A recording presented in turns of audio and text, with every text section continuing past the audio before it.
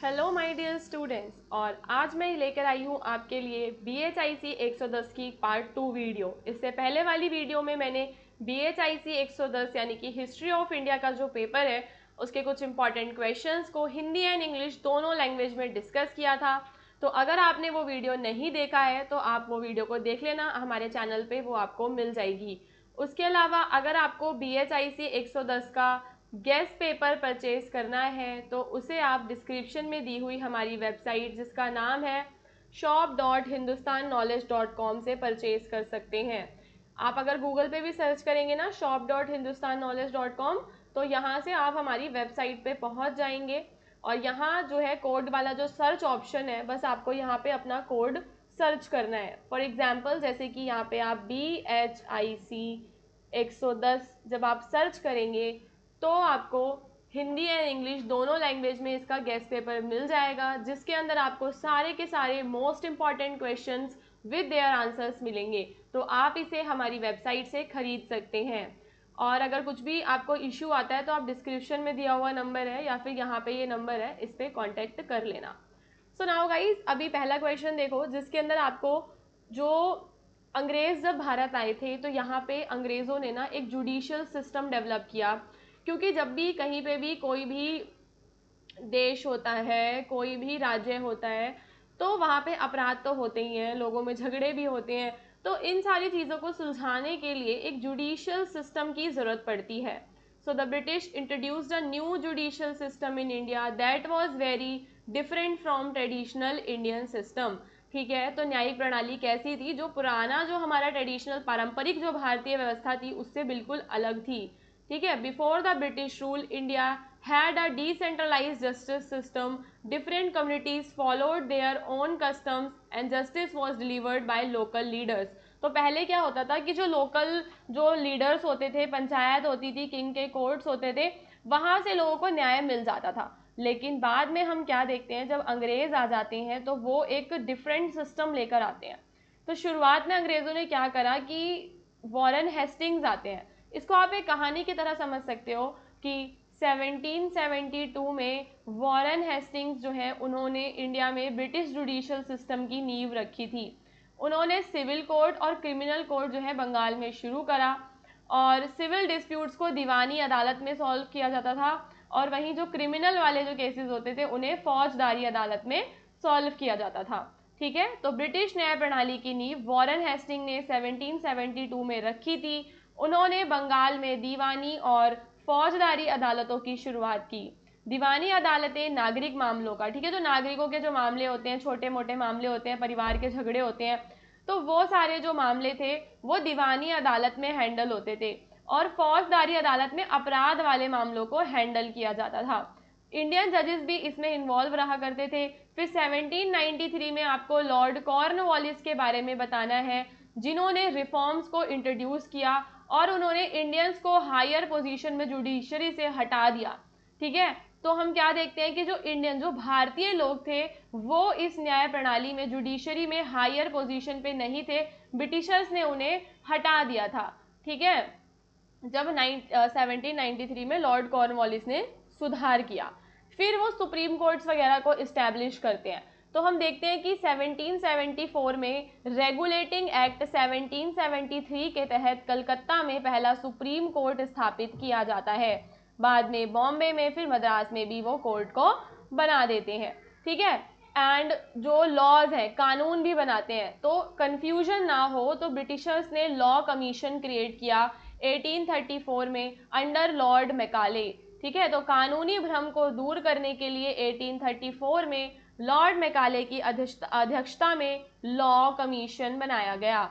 इसके तहत भारतीय दंड संहिता, IPC, सिविल प्रक्रिया संहिता और दंड प्रक्रिया संहिता बनाई गई ताकि सिविल वाले प्रोसीजर रूल्स अलग हो जाएं और क्रिमिनल वाले जो प्रोसीजर कोड्स हैं वो अलग हो जाएं। तो लीगल सिस्टम अब हम देखते हैं कि और भी ज़्यादा उन्होंने यूनिफॉर्म कर दिया था। तो ओवरऑल आपने ये 2-3 पॉइंट्स जो हैं वो डिस्कस करने हैं। अंग्रेज़ों ने जुडिशियल सिस्टम को कैसे डेवलप करा, धीरे धीरे आप इसको एक कहानी की तरह बताएंगे कि शुरुआत में क्या चेंजेस हुए, फिर बाद में सुप्रीम कोर्ट उन्होंने फिर लॉ को कोडिफाई कर दिया, है ना, कानूनों का संहिताकरण उन्होंने कर दिया था। फिर 1861 में इंडियन हाई कोर्ट एक्ट आता है, जिसके तहत वो कलकत्ता, बॉम्बे, मद्रास में जो है वहाँ पे हाई कोर्ट्स भी बना देते हैं। तो हम देखते हैं कि जो हाई कोर्ट होता है वहाँ पे दीवानी और फौजदारी वो दोनों मामलों को देखना शुरू हो गया। इनमें कुछ भारतीय जज भी शामिल हुए, लेकिन ब्रिटिशों का वर्चस्व हम देखते हैं कि इसमें बना रहता है। Over time some Indian lawyers and जजेस were included in the system. Famous Indian personalities like Motilal Nehru and M.K. Gandhi practiced in these courts। तो हम देखते हैं कि इंडियंस भी जो हैं उन कोर्ट्स में प्रैक्टिस किया करते थे, वकालत किया करते थे, परंतु ऊंचे पदों पे हम क्या देखते हैं कि केवल ब्रिटिशर्स ही थे। तो ओवरऑल ये 4 to 5 पॉइंट्स हैं जो आप अपने इस आंसर में लिखेंगे, एंड इन द कंक्लूजन आप बताएंगे कि जो ब्रिटिश जुडिशियल सिस्टम था उसने इंडिया को वहाँ पे यूनिटी लेकर आता है वो, एंड वहाँ पे कानून का शासन जिसे हम रूल ऑफ लॉ कहते हैं। तो ब्रिटिश न्याय प्रणाली ने भारत में कानून का शासन, एक रूपता और लिखित कानून की परंपरा जो है शुरू करी थी। But it was also foreign in nature, यानी कि ये थोड़ा सा हमारे लिए विदेशी था, और हम जो है हमारी संस्कृति और हमारी जो भाषाएं हैं वो इससे थोड़ा सा कटा हुआ महसूस करती थी। स्वतंत्रता के बाद भारत ने इसी प्रणाली को अपनाया, लेकिन उसे अधिक लोकतांत्रिक और समावेशी बनाते हुए। ठीक है, तो after independence India adopted much of this system but made it more democratic and inclusive. तो इसको थोड़ा सा डेमोक्रेटिक बना के इंडिया ने इसी सिस्टम को पूरा अपना लिया था। नाउ गाइज, अभी हम यहाँ पे अपना क्वेश्चन नंबर 2 डिस्कस करेंगे, जिसके अंदर हमें सोशल डिस्क्रिमिनेशन के जो अलग अलग फॉर्म्स होते हैं उन्हें एनालाइज करना है। ठीक है, analyse various forms of social discrimination in the western and south India prior to coming of the British. तो ब्रिटिशों के आने से पहले पश्चिमी और दक्षिण भारत में सामाजिक भेदभाव के विभिन्न रूपों का आपको क्या करना है, विश्लेषण करना है। किसका? सामाजिक भेदभाव का। समाज में जो लोगों के साथ भेदभाव होता है उसके बारे में आपको बताना है। तो मतलब अंग्रेजों के आने से पहले की यहाँ पे हमें बात करनी है। Okay guys, so before the arrival of the British, Indian society in both western and southern region faced many social discrimination। तो अंग्रेजों के आने से पहले भी हमारे समाज में कई सारे भेदभाव मौजूद थे, चाहे वो कास्ट, जेंडर, ऑक्यूपेशन से लेकर होते थे। अब हम यहाँ पे जाति व्यवस्था यानी कि कास्ट डिस्क्रिमिनेशन के बारे में बात करेंगे। तो जैसा कि आप सभी जानते हो कि हमारे देश में 4 वर्ण हुआ करते थे, जिसमें ब्राह्मण, क्षत्रिय, वैश्य और शूद्र थे। इनके काम के आधार पर इन्हें अलग अलग वर्णों में बांटा गया था। जो ब्राह्मण होते थे वो सबसे ज्यादा ऊपर आते थे, फिर उसके बाद क्षत्रिय, फिर वैश्य एंड लास्ट में शूद्र आते थे, और शूद्रों से ये एक्सपेक्ट किया जाता था कि वो बाकी 3 जो वर्ण हैं उनकी सेवा करे। इसके बाद दलित भी आते थे, जिन्हें अनटचेबल्स कहा जाता था, जिन्हें मेन स्ट्रीम सोसाइटी से एक्सक्लूड करके रखा जाता था। समझ में आया कि भारत में जाति व्यवस्था में सबसे बड़ा सामाजिक भेदभाव था।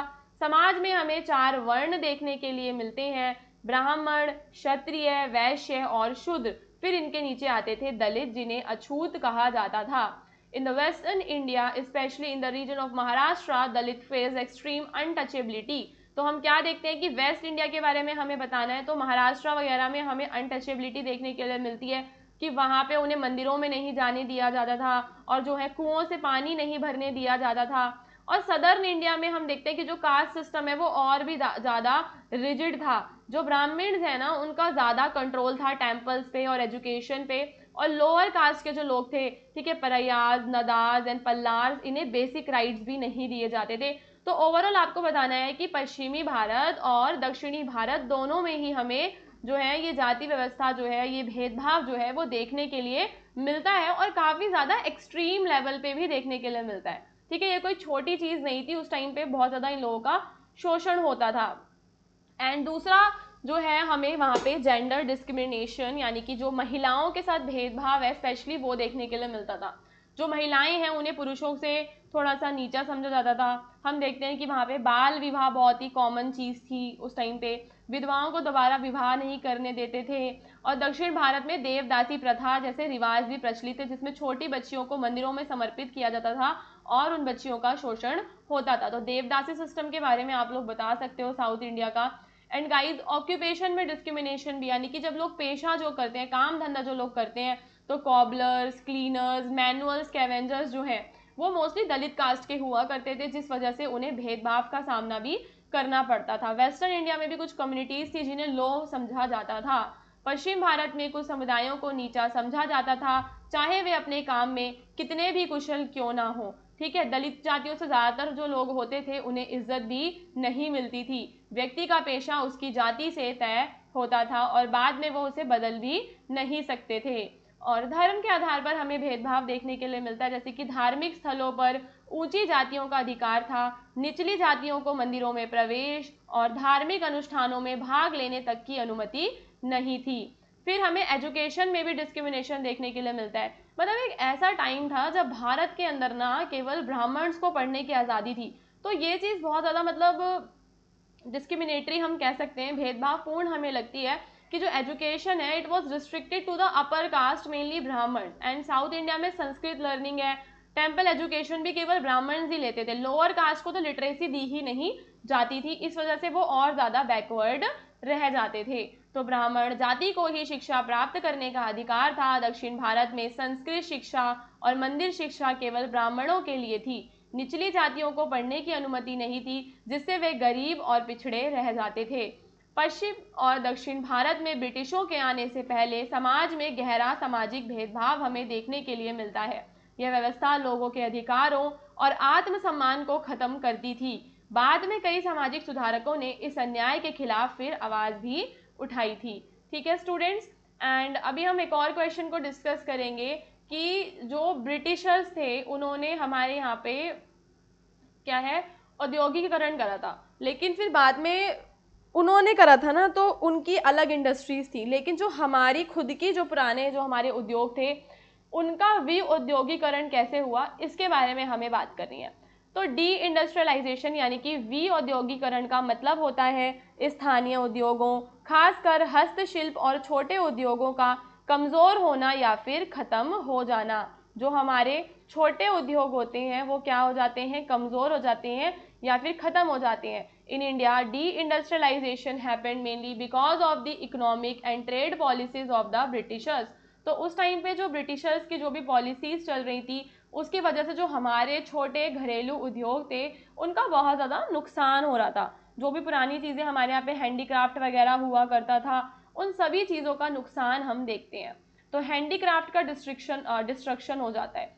जैसे अंग्रेज़ों के आने से पहले इंडिया काफ़ी ज़्यादा फेमस था हैंडीक्राफ्ट के मामले में, टेक्सटाइल्स हो, मेटल वर्क, पोल्ट्री, ठीक है, इन सब में फेमस था। तो ब्रिटिश शासन से पहले भारत अपने कपड़ा, धातु, कुम्हारी और अन्य हस्तशिल्प उद्योगों के लिए प्रसिद्ध था। ये वस्तुएं विदेशों में निर्यात होती थी, लेकिन ब्रिटिश शासन में इंग्लैंड के सस्ते मशीन के बने कपड़े भारत लाए गए जो भारतीय हस्तशिल्प से बहुत सस्ते थे। इससे कारीगरों का बाजार खत्म हो गया। तो जब अंग्रेज अपने वहां से मशीनों के द्वारा बने हुए कपड़े लेकर आ जाएंगे तो वो सस्ते भी होते थे और इंडिया वालों को इससे नुकसान होता था क्योंकि हर कोई सस्ता खरीदना चाहता था। और जो अंग्रेज हैं वो भारत के ऊपर जो ट्रेड पॉलिसीज जो अंग्रेजों की थी वो काफ़ी ज़्यादा अनफेयर थी, मतलब वन साइडेड ट्रेड पॉलिसीज थी। जैसे कि वो रॉ मटेरियल तो यहाँ से ले जाते थे और फिर उस यहाँ से जो रॉ मटेरियल ले जाते थे उसे ले जाते थे सस्ते दामों पे, ठीक है, और फिर वहाँ पे जो अपने गुड्स को बना रहे हैं उन्हें महंगा करके हमें बेच दिया करते थे। तो एक तरफा व्यापार की नीति हमें इनकी देखने के लिए मिलती है। टैक्स वगैरह काफ़ी इंडियन वीवर्स पे और जो क्राफ्टमैन हुआ करते थे इनको हाई टैक्स देना पड़ता था, हाई ड्यूटी जो है वो पे करनी पड़ती थी। This made British products even cheaper while Indian good became more expensive. तो यहाँ से हम क्या देखते हैं कि भारतीय कारीगरों को भारी कर देने की वजह से उनकी वस्तुएं महंगी हो जाती हैं और उनकी वस्तुओं की बिक्री घट जाती है। इंडियन इंडस्ट्रीज को कोई सपोर्ट भी नहीं था। अब जो ब्रिटिश गवर्नमेंट है वो तो कभी इंडियन इंडस्ट्रीज को सपोर्ट नहीं करेगी ना, तो ब्रिटिश सरकार ने कभी भारतीय उद्योगों को बढ़ावा नहीं दिया, ना तो तकनीक में निवेश किया और ना ही प्रशिक्षण का ढांचा तैयार करा। रेलवे, सड़कें केवल कच्चा माल बंदरगाहों तक ले जाने और विदेशी माल गांवों तक पहुंचाने के लिए उन्होंने बनाई थी। ठीक है, तो रेलवेज और रोड समझ गए ना कि उन्होंने क्यों हमारे यहाँ पे बनवाया था। वो नहीं चाहते थे कि हमारा डेवलपमेंट हो, पर वो अपना फायदा देखते थे, इस वजह से उन्हें रेलवे वगैरह बनवाना पड़ा था। और हमें काफ़ी ज़्यादा गरीबी देखने के लिए मिलती है उस टाइम पे। जो हमारी लोकल इंडस्ट्रीज़ वाले आर्टिसंस थे, जो हमारे वीवर्स थे, उनकी नौकरियां चली जाती हैं, जिसकी वजह से अनएम्प्लॉयमेंट, पॉवर्टी, माइग्रेशन जो है, इस सब को वो लोग फेस करते हैं, उनके रोज़गार की हानि हो जाती है। स्थानीय उद्योगों के बंद होने से लाखों कारीगर बेरोजगार हो गए, इससे गरीबी बढ़ी और लोग खेतों में काम करने गांवों की ओर लौट गए, जिससे खेती पर दबाव भी बढ़ जाता है। तो ब्रिटिशर्स ने पॉलिसीज बनाई थी कि केवल ब्रिटेन को बेनिफिट हो, ना कि इंडिया को। उन्होंने हमारी ट्रेडिशनल इंडस्ट्रीज को डिस्ट्रॉय कर दिया, ठीक है। और ये जो प्रोसेस थी पूरी की पूरी, इसने इंडिया को काफ़ी ज़्यादा डैमेज भी पहुंचाया था। तो ब्रिटिश नीतियां केवल इंग्लैंड के फायदे के लिए थीं। इनसे भारत के पारंपरिक उद्योग खत्म हो गए और भारत का कच्चा माल देने वाला और ब्रिटिश सामान का बाजार बन गया, ठीक है। तो क्या करने लगा भारत? भारत बन गया कच्चा माल देने वाला। सस्ते दामों पर कच्चा माल उन्हें दे देगा और उनके जो महंगे उत्पाद होंगे उन्हें वो खरीद लेगा। उसके लिए एक बाजार भी उन्हें भारत में मिल जाता है। तो ये सारे के सारे इंपॉर्टेंट क्वेश्चंस थे। दोनों पार्ट्स को आपको अच्छे से देखना है और अच्छे से रिवीजन करके जानी है। और अगर आप लोग चाहें तो कुछ प्रीवियस ईयर के टॉपिक्स भी देख सकते हैं, तो जब जाके आपके पूरे एग्जाम की प्रिपरेशन काफ़ी अच्छे तरीके से हो जाएगी। डिस्क्रिप्शन में आपको हमारे व्हाट्सएप चैनल एंड टेलीग्राम जो चैनल्स हैं उनके लिंक मिल जाएंगे, आप उन्हें भी ज्वाइन कर सकते हैं।